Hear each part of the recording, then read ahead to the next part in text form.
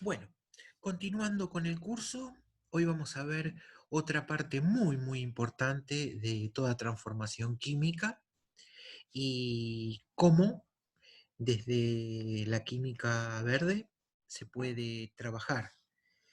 La idea es comenzar a utilizar distintos tipos de solventes alternativos. La cuestión es, ¿por qué necesitamos de un solvente?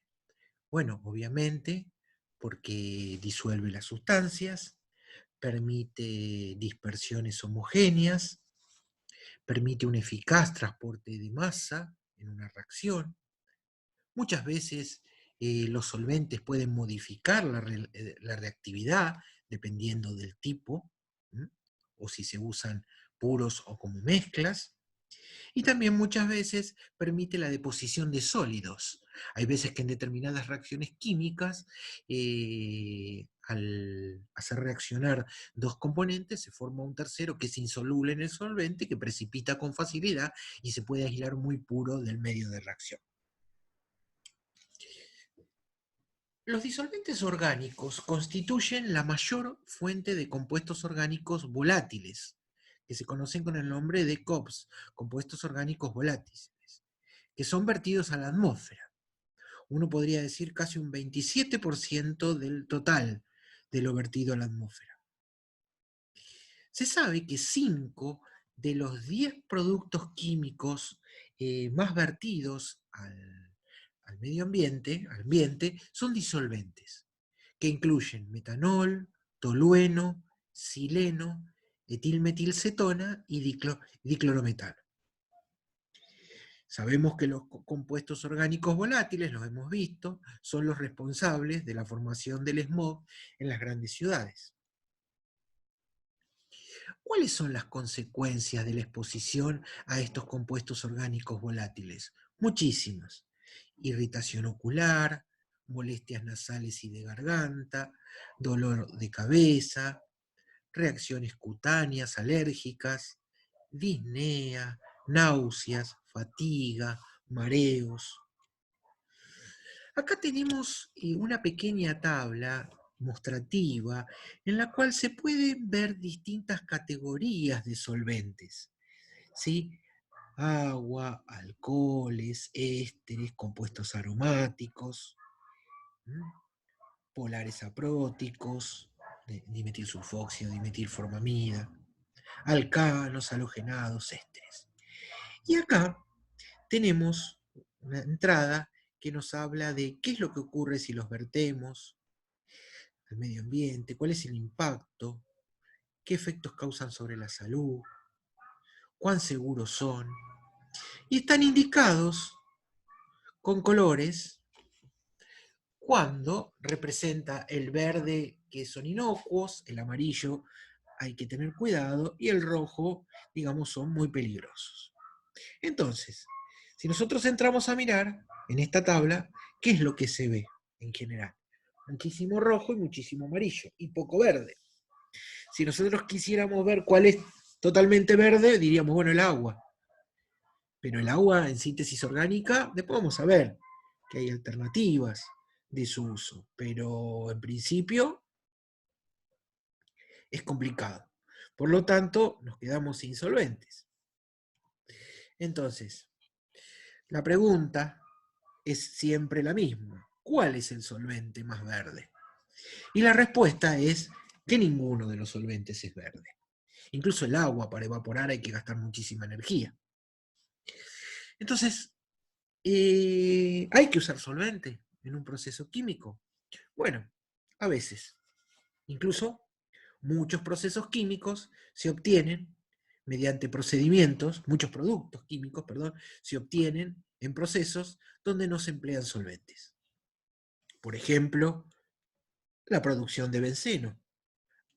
Cicloxano en presencia de un catalizador se cicla, ese cicloxano con otro catalizador se obtiene benceno. Y la producción actual de benceno es de 5 millones de toneladas y no se usa solvente en su síntesis. Lo mismo ocurre con la preparación catalítica de MTBE, que utiliza etanol isobutileno, ¿sí? Que se hace también en presencia de un catalizador, ¿sí? Ahora no viene al caso, después lo vamos a ver más adelante, los catalizadores.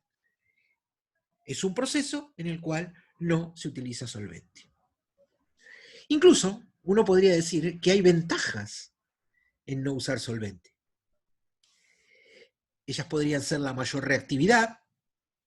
En la expresión de la constante de velocidad tenemos la concentración máxima de los reactivos. Podemos ver la posibilidad de emplear activación por microondas convencional. Esto ya lo vamos a ver más adelante. Se los dejo acá simplemente presentado. Mayor productividad. ¿Se acuerdan que habíamos definido para el peróxido de hidrógeno lo que era productividad? Mayor cantidad en el mismo volumen de reactor.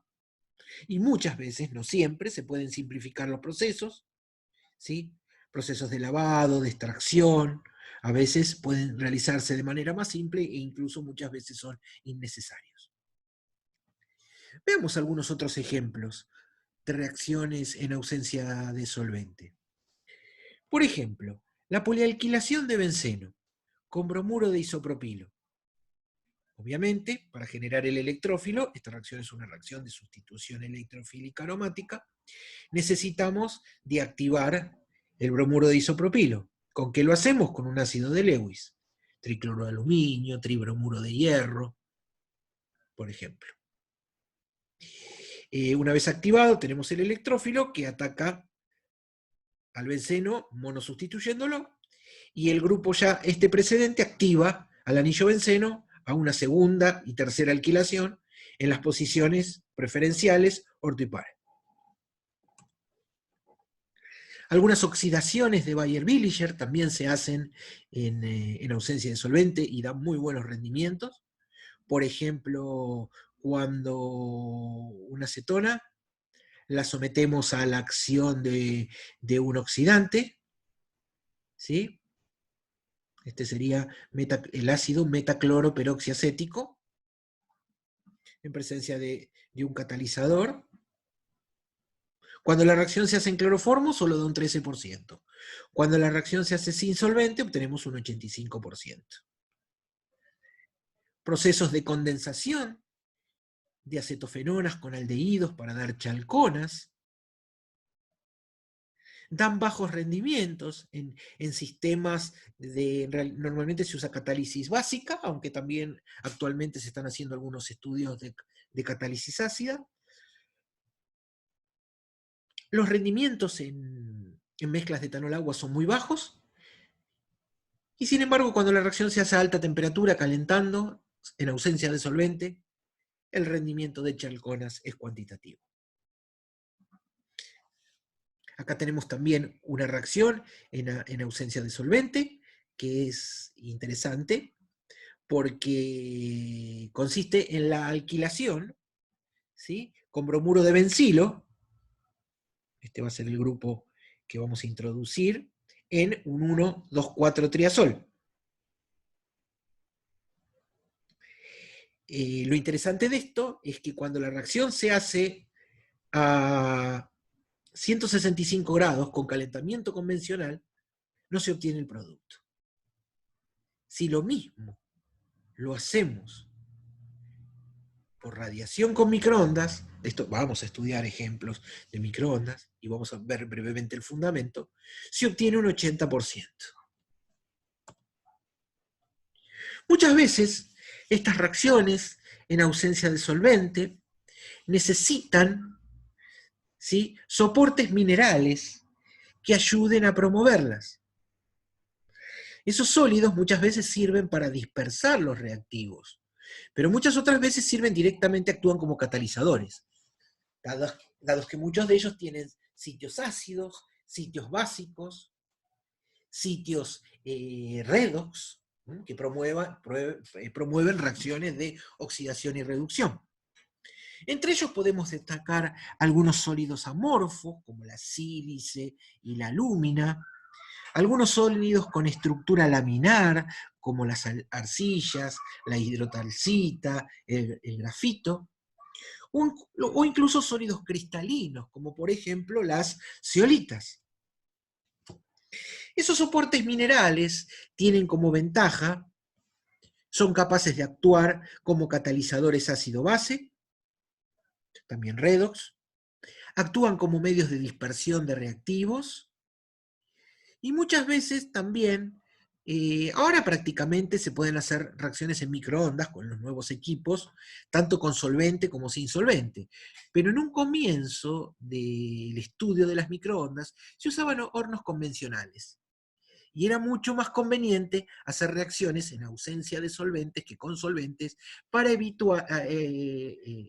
evitar descontrol en las microondas que podían producir espontáneamente explosiones. Hoy eso ya está prácticamente superado. Y lo vamos a ver más adelante cuando veamos ejemplos de reacciones con microondas. Veamos acá otra reacción interesante, donde se va rediseñando el proceso en las distintas etapas. Consiste en la síntesis de la 9,10-antraquinona. Para ello se estudió la ciclación del ácido 2-benzoilbenzoico. ¿Qué es este? En realidad es una reacción de sustitución electrofílica aromática intramolecular que se produce por la acción de un catalizador, en este caso ácido sulfúrico concentrado, a muy alta temperatura, 170 grados, durante periodos de tiempo muy largos, casi de 8 horas. En esas circunstancias, fíjense que 8 horas es un tiempo muy largo, si bien el rendimiento de reacción es muy bueno, esto genera y origina a mayor escala, a escala industrial, problemas de corrosión, de manipulación y de neutralización de residuos. Es decir, a gran escala, gran cantidad de ácido sulfúrico, se necesita mucha base muy concentrada para poder neutralizarlo. Fíjense este rediseño. Se estudió una arcilla con características ácidas, de tipo mormorilorita. Tanto el reactivo como el producto son muy estables, entonces se pueden calentar a muy alta temperatura. Entonces, calentando el reactivo con la arcilla a 350 grados, en 30 minutos, se logra un 90% de rendimiento. Es decir, que hemos saltado de las 8 horas a los 30 minutos. ¿Y ahora qué pasa con la acción de las microondas? La misma reacción y en las mismas condiciones, en 5 minutos da un rendimiento de 90%. Es decir, que usamos un sólido ácido reciclable. Fíjense, el producto se puede purificar por sublimación y la arcilla se puede reciclar 50 veces sin perder la actividad. Vayamos a otro ejemplo. La catálisis por transferencia de fase muchas veces se realiza de la siguiente manera. Nosotros acá vamos a plantear la reacción del 4-hidroxibenzaldehído con un bromuro de octilo, para obtener una cadena lateral muy larga, ¿sí?, en posición para respecto del aldehído. ¿Cómo se hace eso normalmente? Bueno, precisamos hidróxido de sodio para activar el fenol como fenóxido, que luego atacará nucleofílicamente a un halogenuro de alquilo primario, en general vía un mecanismo de sustitución nucleofílica bimolecular. Pero ahora, ¿qué pasa? El bromuro tiene que estar en una fase orgánica. Si se activa como fenóxido, el fenóxido es soluble en agua. Es decir, que vamos a tener dos fases, una fase de benceno y una fase de agua. La fase acuosa tiene al fenóxido de sodio, que se forma por reacción entre el fenol y el hidróxido de sodio. Y en benceno tenemos el bromuro. ¿Cómo podemos favorecer el contacto entre las dos fases? Agregando un catalizador de transferencia de fase, tipo aliquot. Aún así, cuando esta reacción se realiza, ¿sí?, en un sistema benceno-agua, durante 8 días, a 80 grados centígrados, no se produce nada. ¿Cómo haríamos esta reacción en ausencia del solvente, en fase sólida? Mezclamos los reactivos y los calentamos directamente. En 5 horas, a 85 grados centígrados, obtenemos un rendimiento del 90%, 97%. Conclusiones. Cuando las reacciones en ausencia de solvente funcionan, son interesantes, porque aumenta la velocidad de reacción y puede modificarse muchas veces la selectividad por la diferencia en la interacción entre los reactivos. El uso de sólidos como soporte mejora los procesos, aumenta muchas veces la velocidad y bueno, también el tema de la selectividad. La sustitución de ácidos fuertes por sólidos reciclables es otro punto positivo para la química verde. El uso de sólidos permite la activación por microondas, reduciendo el tiempo de reacción y mejorando la productividad. Sin embargo, en muchas ocasiones, en muchos casos, el empleo de disolvente es inevitable para desorber los productos del sólido. Pero no es lo mismo tener que usar solventes durante mucho tiempo en una reacción que, quiera o no, por más que uno sea cuidadoso, puede perder lentamente pequeñas cantidades, ¿sí?, que directamente no usarlo. En algunas ocasiones, sí o sí, hay que usar solventes. Entonces, ¿qué nos dice la química verde? Bueno, utilicemos, diseñemos nuevos solventes. A esos solventes que los llamamos neotéricos, que quiere decir nuevo, reciente, moderno, ya lo he presentado anteriormente, son compuestos que no se usan en la actualidad como solvente, pero que poseen un gran potencial a futuro.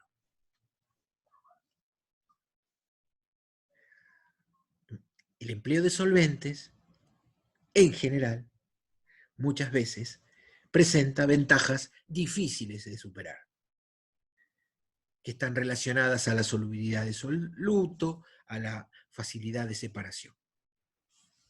A partir de ahora empezaremos a ver distintos tipos de solventes alternativos.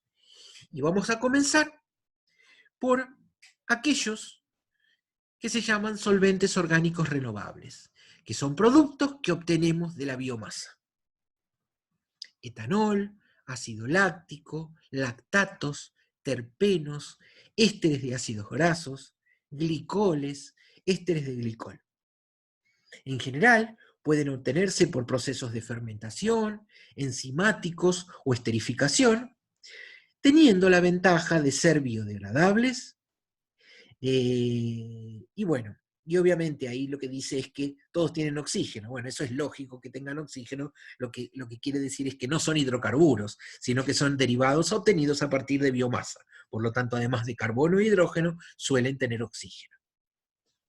Se caracterizan por presentar baja o nula toxicidad, baja volatilidad, no son corrosivos, no son cancerígenos y son biodegradables. Ya actualmente, en biorefinerías, son capaces de producir estos productos en grandes cantidades, lo que está permitiendo su comercialización a precios relativamente competitivos. Los más estudiados son el lactato de etilo y los ésteres de soja. Hay que aclarar que los solventes no solo se usan en síntesis orgánica, sino en innumerables aplicaciones. El lactato de etilo se prepara a partir de carbohidratos por procesos de fermentación y purificaciones. Llegamos al ácido láctico. El ácido láctico se esterifica con etanol en presencia de un catalizador ácido. Este lactato de etilo se usa para muchas veces limpiezas de superficies, ¿sí?, metales, poliuretano, polistireno. Es decapante de pinturas, es un removedor de pinturas. Y en esa función es capaz de sustituir a disolventes como la N-metilpirrolidona, el tolueno, el sileno, la acetona, incluso los disolventes clorados. Presenta excelentes propiedades como disolvente, lo que permite la sustitución de otros disolventes orgánicos perjudiciales. Son medioambientalmente benignos Y bueno, ya lo que venimos diciendo siempre, se obtienen de fuentes renovables, eh, algunos pueden considerarse compuestos orgánicos volátiles y en general presentan inflamabilidad. Bueno, con esto terminamos la primera parte de los solventes. La próxima clase vamos a hablar de otros solventes alternativos y vamos a comenzar con el tema del agua, ¿sí? El agua como disolvente. Un disolvente que en química orgánica, hace unos años atrás, utilizarlo era algo impensado.